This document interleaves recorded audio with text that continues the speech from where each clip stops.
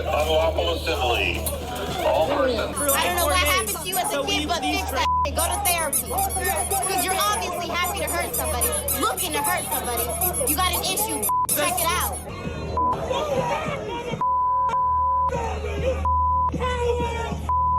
Not only do we need to defund, but we need to dismantle and start anew. Perhaps we can shuffle some of that money around. We need to defund the police and put that money into social safety nets. The community is actually asking, where are our police officers? We want the police officers in the community. There isn't a single community that I've gone into where they've said, nah, you know what, we don't want more police. We want more social workers to come in. They do want social workers to come in, but they also want to feel safe.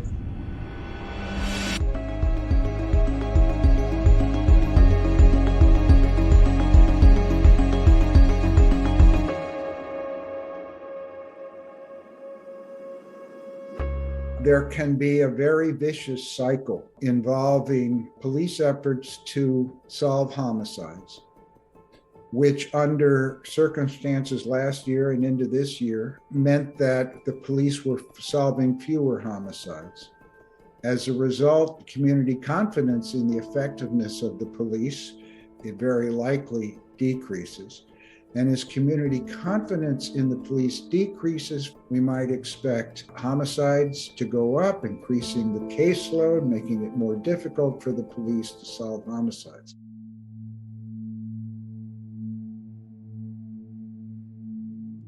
The murder of George Floyd in Minneapolis sparked a legitimacy crisis. It mobilized people's opinions about the police. Almost immediately thereafter, demonstrations broke out across the country against police violence.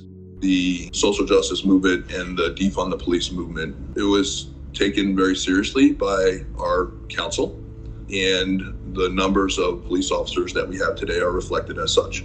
We are in a resource-constrained environment. Gallup recorded the lowest confidence in police that it had ever recorded since it started tracking that in 93. When the police lack legitimacy in the public eye, they become less willing to cooperate with the police in the form of reporting crimes, reporting suspicious activities, helping them do their jobs. The number one factor in whether a homicide will be cleared is the availability of a cooperative witness. And in some homicide cases, there is no available cooperative witness. I imagine that's very frustrating when you feel like you know you've got the offender, but nobody, even though they were there, they won't talk to you.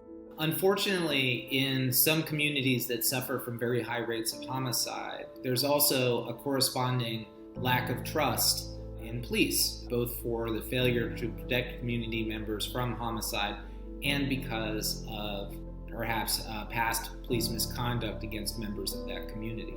And frankly, over time, there can be cynicism, both among the community members and among the cops themselves, about the solvability of these crimes. And I think it's very important that we try to push back on that cynicism as much as possible.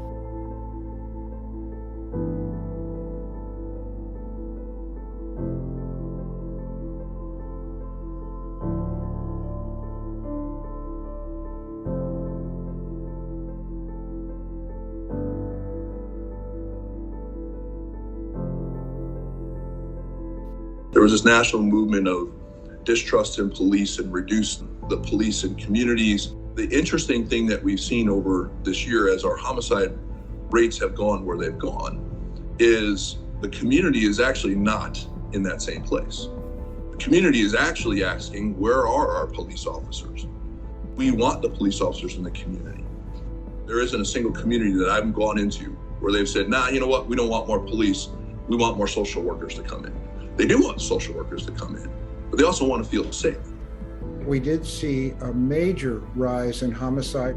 The homicide rise in so many places was so abrupt, and it began just about a day or two after George Floyd was killed.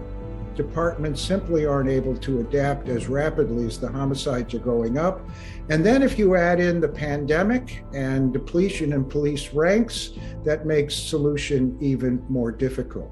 Our violent crime reduction unit and our gun recovery unit, those two major units, that's been a challenge over the last couple of years in retention based on everything that's going on in the country and the general sentiment around police, as well as our ability to hire.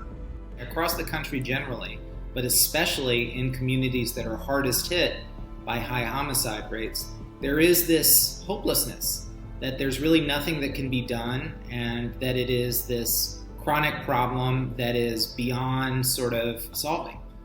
Fortunately, that's not the case. You know, this year we're bad numbers compared to years past here in the District of Columbia. But I also look at all the things that we've done, the things that we've been able to accomplish, and it could have been a heck of a lot worse. There were 3 areas in the city where there were 13 plus warrants that were served within a very short period of time. And in all those areas, we saw a 60% reduction or more in violent crime that lasted 3 to 4 months, and some still going on. The mayor's made her almost $60 million investment in our prevention side, which is going to have effect over the next year, 18 months to 2 years, affecting those numbers too, I think. Not satisfied, not happy with the outcome, but I do think it could have been a heck of a lot worse.